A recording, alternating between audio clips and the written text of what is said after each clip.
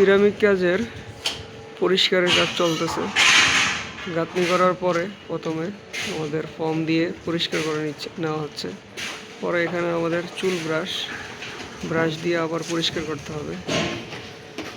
Step by step আমাদের সিরামিকের পরিষ্কারের কাজ করতে হয়। এই যে এখানে অলরেডি পরিষ্কার সম্পূর্ণ হয়েছে। জি, এটা হচ্ছে চুল ব্রাশ, এটাকে চুল ব্রাশ বলা হয়, অর্থাৎ জোতার ব্রাশ, জোতার যে কালি করে ওইটা বলা যায়। সিরামিক কাজের মূল বিষয়টা হচ্ছে পরিষ্কার করা। পরিষ্কার যদি ঠিকভাবে না করা হয় তাহলে কিন্তু ইটের গায়ে